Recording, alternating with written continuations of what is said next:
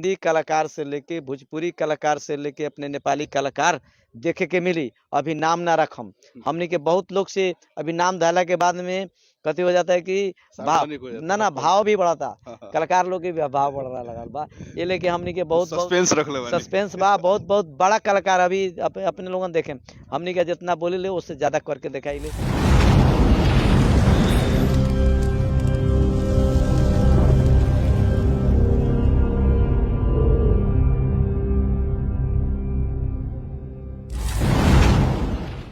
हमनी के साथ में 12 के महागढ़ीमाई नगर पालिका के मेयर साहब बानी उपेंद्र यादव। अभी जौन महागढ़ीमाई मंदिर जौन बा वहाँ अपने के फागुन 2 गते से लेके 15 गते तक ले अपने के श्रीमद् भागवत सप्ताह महायज्ञ और वैसे ही अपने के मेला भी लागे जा रहा बा। यही विषय में हमनी के वहाँ से बातचीत करे जा रहा बानी सर। मेयर साहब नमस्ते, स्वागत। धन्यवाद। ई बड़ा मतलब धार्मिक हिसाब के ऐतिहासिक कार्यक्रम रुआ करे जा रहा बानी। ऐसन आइडिया कहाँ से आइल? ये आइडिया कथी बा नु हमनी के गढ़ी में प्राविधिक विद्यालय बा जौन हमनी के गढ़ी में मंदिर के प्रांगण में ही बा। और ये विद्यालय में अभी 3500 से ज्यादा विद्यार्थी संख्या बढ़ चुकल बा। 3500 से पार अभी हो रहल बा। जहाँ अभी भवन हमनी का पूर्वाधार हमनी के जितना थप रहल बड़ी उससे तीव्र गति से हमनी के विद्यार्थी संख्या तहाँ बढ़ रहल बा। ओकर कारण एक एगो बा कि शैक्षिक गुणस्तर यहाँ अच्छा बा और यहाँ कोनो किस्म के गुनासो भी नहीं के। जनता भी यहाँ के कहेला लोग कि ना पढ़ाई अच्छा होकेला कह के, काहे कि पहले के अपेक्षा में अभी के अपेक्षा में बहुत चेंजिंग हो चुकल बा।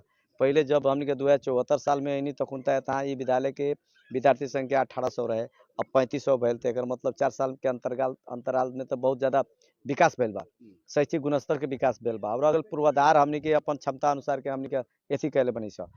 अब वही में साथे साथे कथी बा कि 6 क्लास से लेके +2 से लेके और कैंपस के भी पढ़ाई यही में होकेला। तो ये लेके कठिनाई बाटे, टाइम टेबल ना मिल सकेला, विद्यार्थी से कठिनाई बा।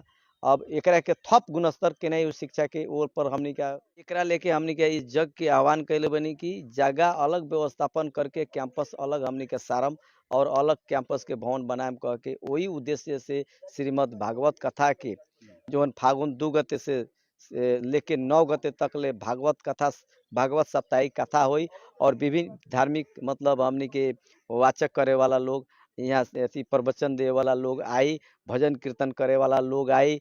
और गढ़ी मई के साथे साथे हमनी के व्यापार महोत्सव, धार्मिक तथा व्यापार महोत्सव भी लागी जौन फागुन 2 गते से लेके अपने के फागुन 15 गते तक ले रही। धर्म के प्रति आस्था लोग के जुड़ी और साथे साथे 10 रुपया 5 रुपया जे दान करी ओकर भी आस्था जुड़ी कि हमर भी 10 रुपया के लगानी बा के कैंपस में। यहाँ के विद्यार्थी के मतलब भविष्य के खातिर, यहाँ के शिक्षा के गुणस्तर के खातिर हमर भी 10 रुपया लगानी बा कह के अब जे भी व्यक्ति लगाई ओकर एगो आस्था बढ़ी। स्कूल यही जम बनी कि दोसर जगह बनी? इहे जगह बनी, मतलब एकरे वरी परी बनी जौन हमनी के लगभग हमनी के 2-4 गो जगह दे चुकल बड़ी, जहाँ के जगह दाता भी देवेला हमनी के सुलभ रूप में जौन चल चलंती के रेट। महायज्ञ के मुख्य कथावाचक के बने? अब एमे महायज्ञ के मूल कथावाचक हमनी के उत्तम भट्ट जी बाड़न जौन जिनकर घर काठमांडू में बा और उनकर जौन आश्रम बा जौन चितवन में बा और चितवन में उनकर आश्रम बा। और वहाँ से उ लोग के टीमें आयल बा लोग जौन हमनी के उ लोग के प्लानिंग अनुसार के और हमनी के समिति के सलाह अनुसार के एगो हमनी के मूल कमिटी से लेके और उप कमिटी 9 गो बनल बा जौन विभिन्न कमिटी सब बा। और ओकरा अनुसार के हमनी के आह्वान कैले बड़ी। एकर मेन उद्देश्य हमनी के बा कि चंदा हमनी के मतलब लेवे के संकलन करे के, ओ में कोनो किस्म के दबाव करके ना, कोनो किस्म के जबरदस्ती ना, हमनी के मतलब बुझा के जनता के बुझा के चंदा कथी के नगर पालिका तो उतना पैसा 2 करोड़ 4 करोड़ रुपया दे सकते रहे नु। तो मतलब उ ना हमनी के एगो चेतना के विकास भी हुई आदमी में कि हमनी के चंदा दे के भी हमनी के शैक्षिक गुणस्तर हमनी के बढ़ा रहा। 2 रुपया लगाने बा कह के वो बुझाई, हमर बच्चा के भी लगाने, वो बच्चा के बुझाई कि हमर गार्जियन के 2 रुपया हमर अभिभावक के लगानी स्कूल में बा कह के ओकर कम से कम दायित्व बोध करी कह के मतलब एगो इथी बा।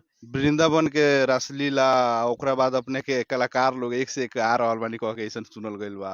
यहाँ अपने के खेल तमाशा झुलुआ सब लगावे खातिर भी स्टॉल खुला हो गइल बा। एपर बताई। अब एमे हमनी के पूरे यहाँ मतलब गढ़ी मई के प्रांगण में कोनो भी जग भेल बा ऐतिहासिक जगह भेल बाटे और कोनो ही जग चाहे महोत्सव चाहे मेला जौन लागेला वहाँ मतलब सोच से ज़्यादा भक्तजन लोग आवेला। तो वही अनुसार कि अपनी दाव 5 लाख से ज़्यादा लोग आवे के अनुमान बा। अनुमानित हमनी के कहले बड़ी 5 लाख से ज़्यादा लोग आई। तो ये 5 लाख लोग आई तो ओकरा से हमनी के वो लोग के नहीं व्यवस्थापन करे के बा। 1-1 रुपया के सामान किनी तो 5 रुपया के सब 5 लाख रुपया के सामान किनी।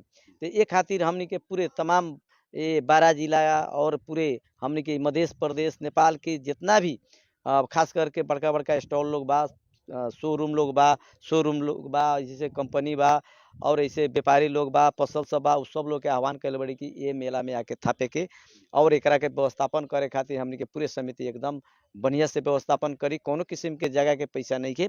बरू अगर टेंट से चाहे कौन किस्म के लागत अगर स्टॉल बनावे में लागत ओकर लागत सीमित लागत पर रही और हमनी के स्वेच्छा से कोनो बल जबरदस्ती करके चंदा भी ना लेम स। स्वेच्छा से जौन रुपया पर चंदा देके जाई उ व्यापारी से खुशी-खुशी चंदा लेम स कह के ई हमनी के प्रतिबद्धता और हमनी के निर्णय भी हो चुकल बा। ई नइखे कि एगो फसल पर हमनी के 5,000 लेवे के बा, 10,000 लेवे के बा, बल जबरदस्ती लेवे के बा, वैसन भी बात नइखे। और साथे-साथे हमनी के ये समिति हमनी के पूर्ण रूप से भंडारा चलाई। जौन यज्ञ में भंडारा चलेला केहू भी व्यक्ति आवता तो एमे अपन खाना खा सके जौन फ्री बा और खाना बापत केहू व्यक्ति के अगर रुपया चंदा धरे के बा तो वहाँ चंदा बॉक्स रही ओमे चंदा अपन पैसा राखी लोग। और काहे चंदा के मेन उद्देश्य बा अगर 2 रुपया खाता है 4 रुपया अगर धरता है तो ओकर उद्देश्य बा कि हमनी के जगह किने के बा शैक्षिक गुणस्तर बढ़ावे खातिर शैक्षिक के विकास खातिर एकरे चलते ई जग अच्छा, होता। अपने के जैसे मान लीजिए अपने के खेल तमाशा झुलुआ बा ओहू से रउआ लोगन के पैसा आई। उ पैसा केंगे अपने लोगन आई कितना परसेंट रउआ लोगन के मिली।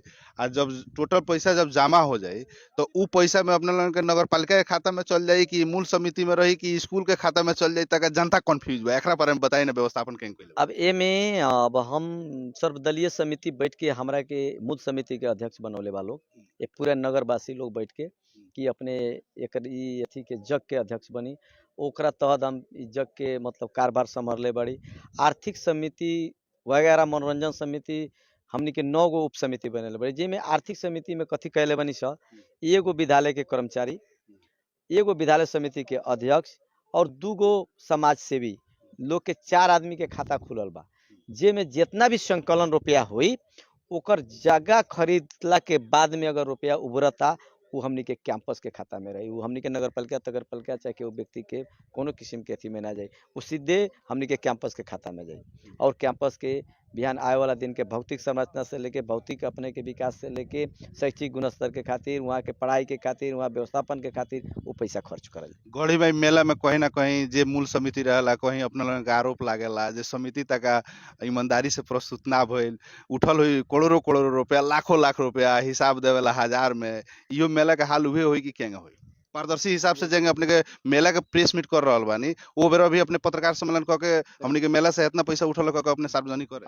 वो बेला अभी हमनी के कहले रहनी सार्वजनिक हिसाब किताब गढ़ी में के वो बेला भी हमनी के मेला के एगो वार्ड अध्यक्ष जी के नेतृत्व में मेला लगल रहनी स। उनका के अध्यक्ष बना के लगौले रहनी स। विभिन्न समिति बनल रहनी स। गढ़ी में विकास समिति ज्वाइंट फ्रैक्चर में सब लोग के आगाड़ी बढ़ाले रहनी स। मगर कथी बानो अब एक कहावत बानो से एक आदमी केनहू सड़ जाला तो सब लोग के ओमे सड़ल एथी हो जाला ना। अब जैसे एगो भरल बोरा में एगो सड़क जाई एगो आलू तो सबके सना दी तो बेला में ना हटाएम तो सबके हटा दी। तो वही टाइप के हमनी के गुजरल मेला में और फिर वो अपने के टोकरी सड़ी ना सबसे एकदम ठीक से सब सब कुछ ठीक बा फ्रीदा। अब पहले कहला नु एक आदमी के कुछ गलती कहला के चलते सब लोग के बदनामी होकेला वही टाइप के हल्का बदनामी वो मेला में भइल रहे ना। बेला से बात नहीं कि आप प्रत्येक मेला में बेला अब मेला में करोड़ों आदमी होई था और समिति में 500,000 आदमी समिति में रहेला।